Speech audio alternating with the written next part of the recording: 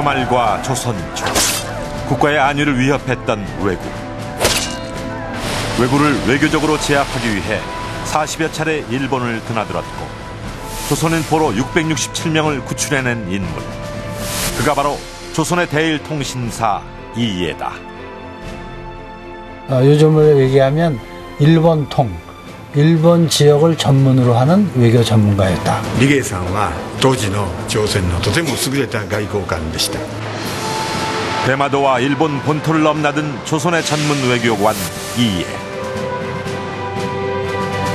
외인들에게 실리를 주며 회유하고 대의로서 제압하여 조선 초 귀중한 평화의 시기를 이끌었다.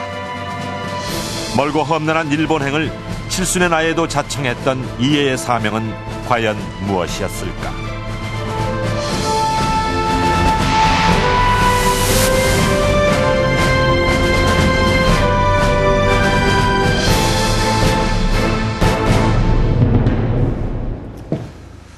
강대국에 둘러싸인 한반도가 위기에 처할 때마다 협상과 단판으로 나라를 구해낸 외교의 명장들이 있었습니다. 오늘 우린 조선 왕조실록 속에 숨겨진 또 한 사람의 외교관을 만나보려고 합니다. 조선 왕조실록에는 총 75회에 걸쳐서 거론되고 주요 인물이 사망했을 때 기술하는 졸기에도 2장에 걸쳐 소개된 사람. 바로 조선의 통신사 이이에입니다.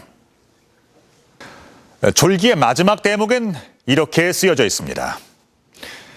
외국에 사명으로 가기가 무릇 40여 차례였으며 향년 73세였다. 그가 외교사절로 활동했던 43년 동안 40여 회 일본을 왕래했다면 거의 매년 일본을 오간 셈입니다. 자, 과연 그는 왜 목숨을 건 항해를 계속했던 걸까요?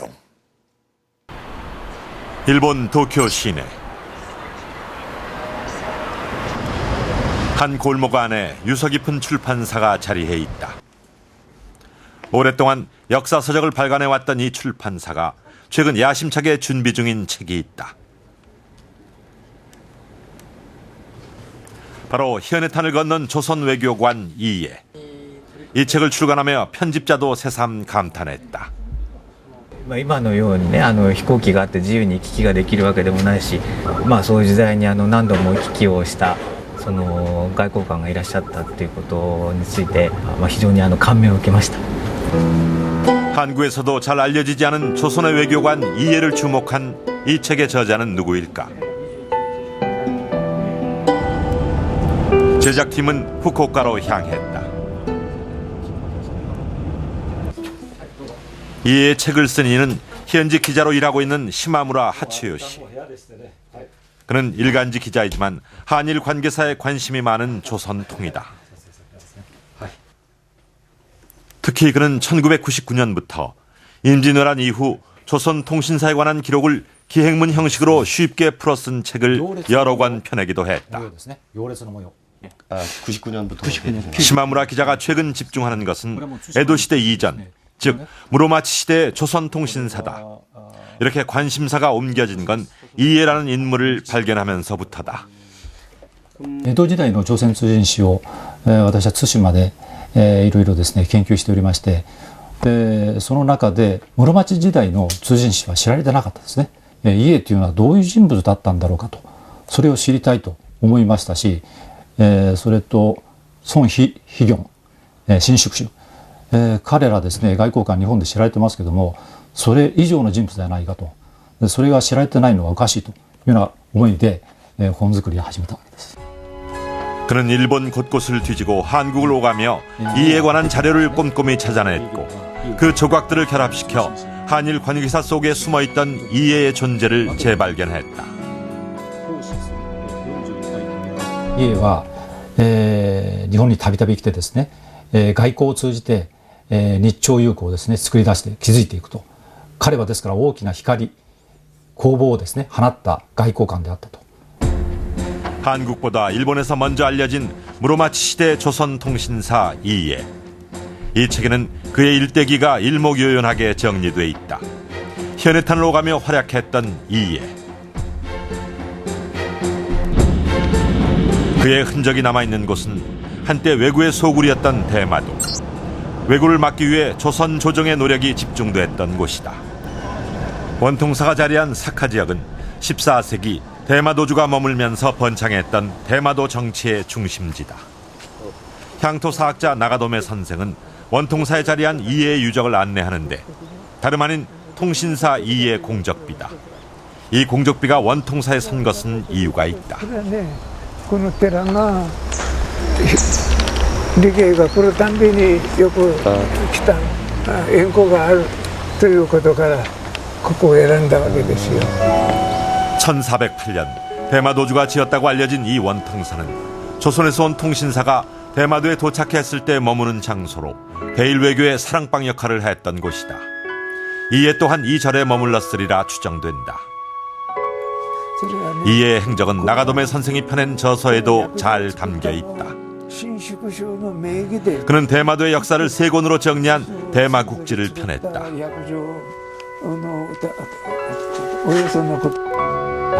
이 대마국지에는 이해가 10여 차례 대마도를 오가면서 조선인 포로를 쇠안해 갔음을 소상하게 밝히고 있다.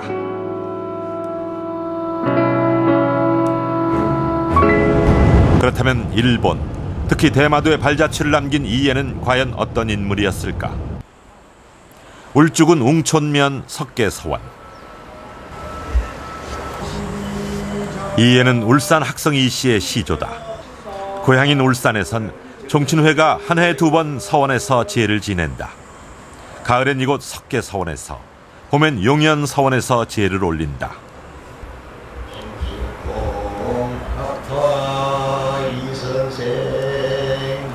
학성 이씨는 5개파 5만 명이 전국에 흩어져 사는데 제일을 기점으로 울산에 모여 선조를 추모한다. 충수공 할아버지가 고려 말 1373년도에 태어나셔가지고 1400년대 초반에 즉 세종대왕 시절에 가장 많은 활동을 하셨습니다.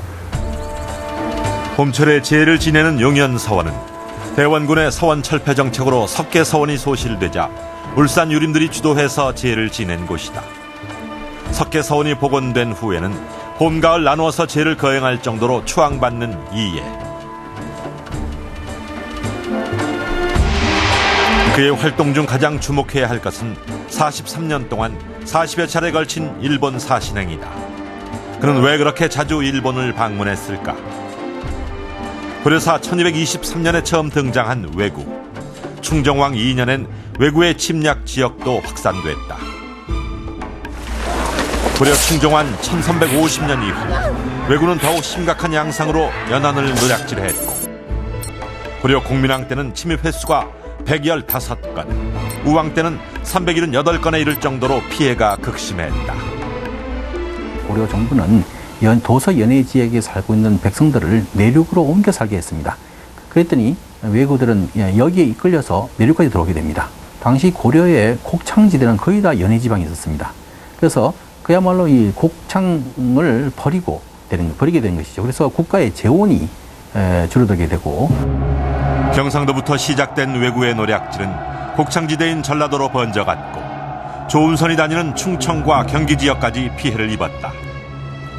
결국 왜구는 고려의 국운을 흔드는 요인이 됐는데 고려에서 조선으로 왕조가 바뀌고 정권이 달라졌지만 왜구의 문제는 여전히 해결되지 않는 골칫거리로 남아 있었다.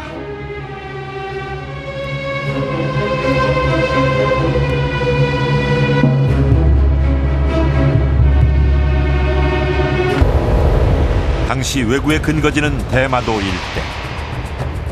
109개 바위섬으로 이루어진 대마도에는 왜구의 무리인 소다시가 크게 두 지역, 와타우라와 오자키에서 막강한 세력을 형성하고 있었다. 실제로 소다시가 근거지로 삼고 세를 키웠던